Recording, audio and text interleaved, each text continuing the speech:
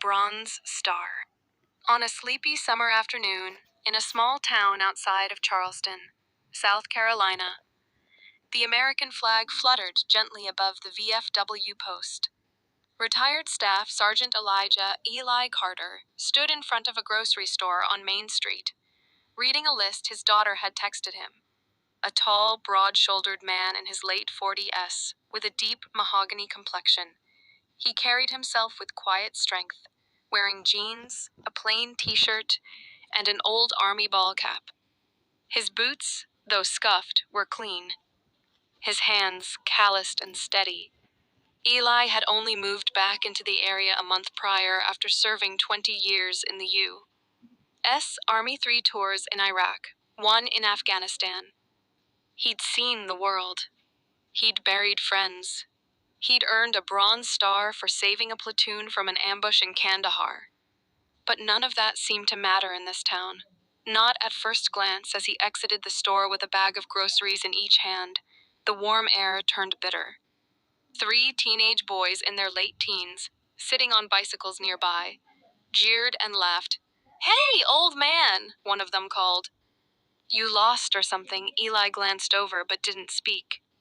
He recognized the type privileged, bored, and emboldened by numbers. Another chimed in. "What's with the army hat?" "You steal that," or what? Eli paused. His instinct told him to keep walking. But another voice, deep in his gut, the one trained by war and loss, told him not to let it slide. He turned slowly. "You boys got a problem," the lead teen, a wiry kid with a buzz cut and a Confederate flag sticker on his bike frame, sneered. "Yeah, I got a problem with people pretending they served. Bet you were just scrubbing toilets."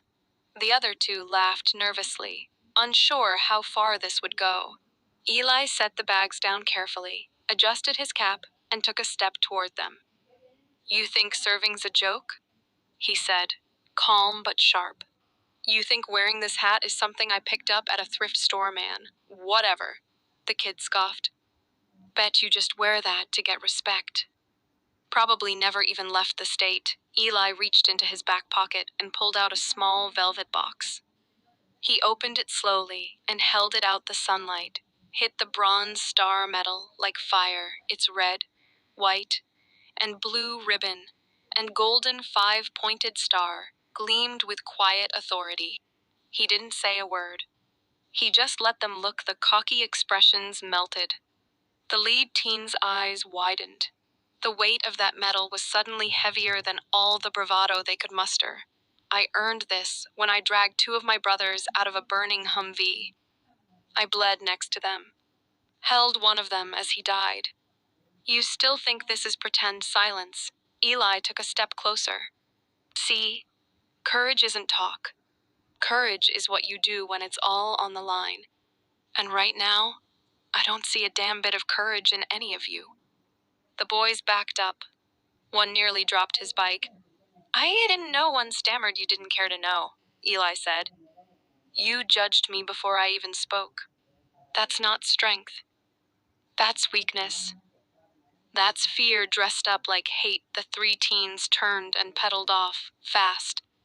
Not a word more. Eli stood there, the medal still in hand. People had gathered.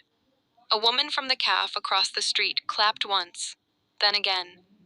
Soon, more followed. A younger black boy, maybe 11 or 12, walked up shyly.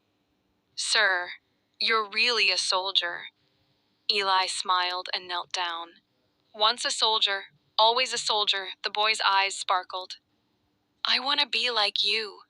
Eli handed him a small patch from his other pocket, the American flag with subdued colors, the one he wore on a combat uniform. "Then promise me you'll be brave, even when it's hard. Especially then."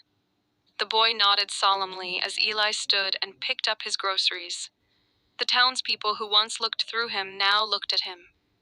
A few came up to shake his hand. A shop owner offered him a ride home. Others just smiled, a little ashamed. A little wiser that evening. The sun dipped below the trees, casting long shadows on the porch of Eli's small home.